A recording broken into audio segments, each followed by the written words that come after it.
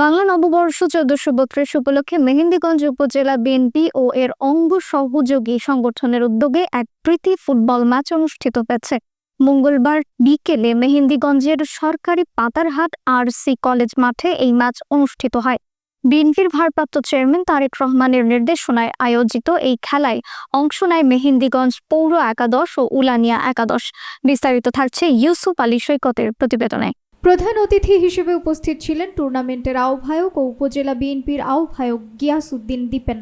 এছাড়াও উপস্থিত ছিলেন উপজেলা বিএনপির সদস্য সচিব শিহাব আহমেদ সেলিম, সিনিয়র যুগ্ম আহ্বায়ক আসাদুজ্জামান মুক্তা, পৌর বিএনপির আহ্বায়ক সৈয়দ রিয়াজ শাহিন লিটন, সদস্য সচিব রিয়াজ উদ্দিন চৌধুরী দিনু মিয়া, বরিশাল উত্তর জেলা মহিলা দলের আহ্বায়ক চৌধুরী শরীফা নাসরিন, উপজেলা যুব দলের সদস্য সচিব মাজহারুল ইসলাম পারভেজ সহ স্থানীয় বিএনপি নেতৃবৃন্দ।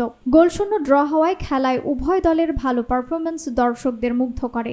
খেলা শেষে খেলোয়াড়দের হাতে সৌজন্য পুরস্কার তুলে দেন অতিথিরা।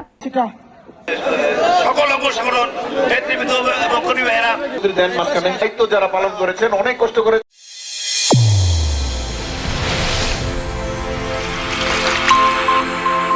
চ্যানেল A1 হৃদয়ের স্পন্দন।